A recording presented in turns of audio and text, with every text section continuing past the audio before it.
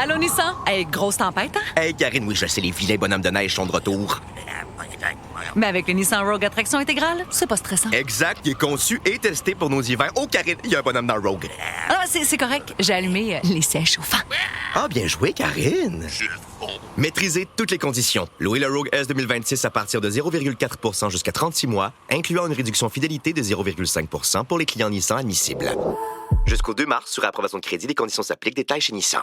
We spoke to our next guest a month ago.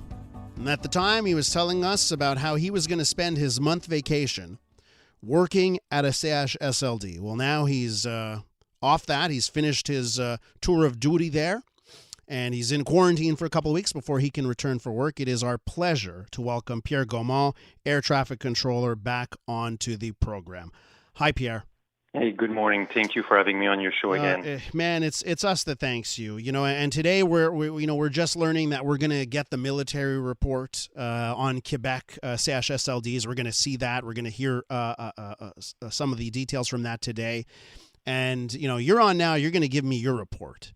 What did you see while you were working in a CHSLD? Well, basically, it was an eye opener for me because you hear stuff on the news, you hear on the radio, and having this opportunity to be behind the scene was amazing.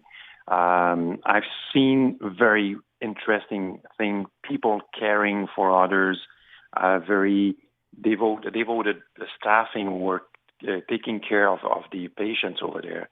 I've seen also, sorry about that, I've seen also what was reported in the news saying that people were traveling from red zone to yellow zone. And when you ask them, why are you doing that? You realize that they're so short-staffed that the nurse that night has to go from one floor to the other because of the shortage of staffing. No choice. But, yeah. And I've seen also people working at La Salle, CHSLD, for 2-3 days and coming to the Grace Dart CHSLD and going back again to La Salle. So I thought it was something that was over. But it was done just this week again. So, so you were at Grace Dart? I am. Yes, I am. I've been there for over 3 weeks now. Okay. So wait, when do you finish at Grace Dart? I'm going to finish this Thursday. So okay. Tomorrow will be my last shift. Gotcha. And then you're going to do 2 weeks of quarantine after that before you get back to work. That is correct. Okay. So at Grace Dart, and I've interviewed people that have family members at Grace Dart as well over the last 2 months. You know, how tough was it? You know, I heard one story that, you know, basically you were put in positions with no training and asked to do tasks where you didn't have the skill, you didn't have the training for it. How difficult was that to be on the job, no training, no skills in that, and being told, hey, do this? Yeah, we were provided with a 4-hour training by the Red Cross. Basically, we were supposed to help the PAB and the nurses over there. So to help caring for the people over there. But at one point you realize, especially in the first week, you realize that there's so much short staffing that you need to step up and do extra duties that you were not supposed to. Whether it's we were supposed to help distributing the food and help feeding the people and providing with the equipment, but we end up cleaning the people, changing briefs. So it was a little bit more than expected. And at one point, there was one situation during a day shift where I ended up cleaning a lady with a clothing or a sponge and with another employee, permanent employee.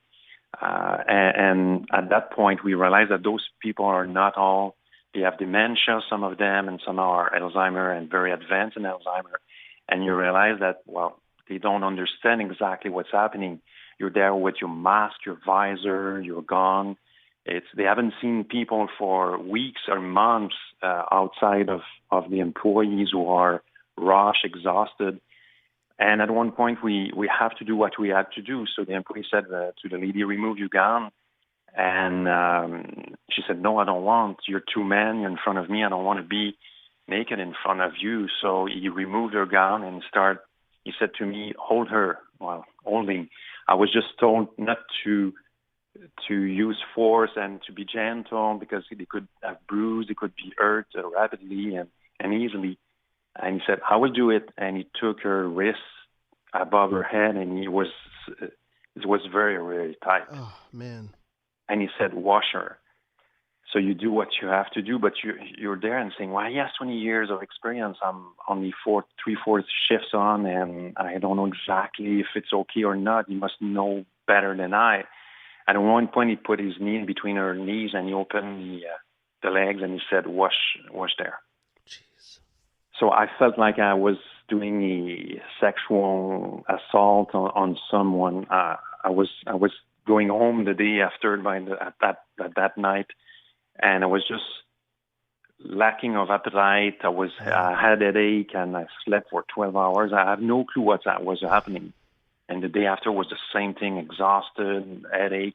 And then I realized, my wife made me realize that what happened at work might be something that could have an impact on you. Mm-hmm. So anyway, I called the 811 line to see if it was not COVID. And with the symptoms I had, so it might be COVID, especially if you're working on a CHSLD. Went for the test, was tested negative, aptly, and realized it was my mental health that has a toll from that event. God. I was able to get some help from my actual employer, so I was glad. But you know what? The problem over there, all the CHSLD, when the crisis will be gone, there will be another crisis. Yeah.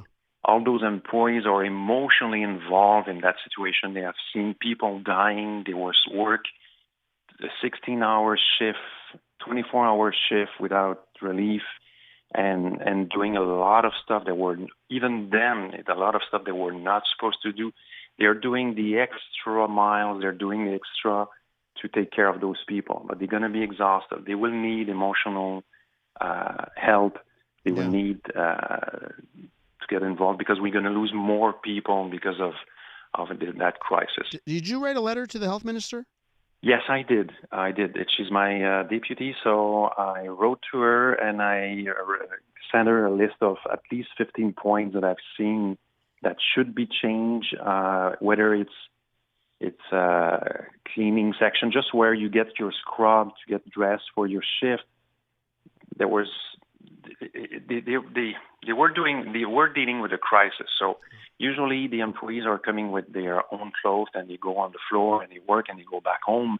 But since the pandemic, they said, well, you have to use our clothing and you have to go back and change before you leave for home. So there was no changing rooms where you could change by yourself. So they have improvised something, but you realize you enter there and there's no place to put your clothing on a hook or on a table.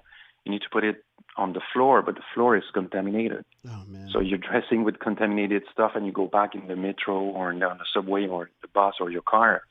So it's just a small example. Or they have to wear the safety equipment, but you know what? It takes time to get your scrub, find your size, get dressed, wait for the changing room to be ready, Pierre? and then No, I just, I know that, what you've gone through here and what everyone who is working in these institutions is going through is going to, it's a traumatic experience that's going to require a lot of help long term. I want to thank you for coming on the show and shedding some light onto that situation.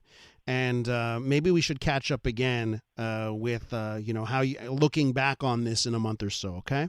With my great pleasure. Thank you for having me. That's Pierre Gaumond, air traffic controller, just about to finish 4 weeks working in a CHSLD on his 4-week vacation. My thanks to Pierre for shedding some light on that.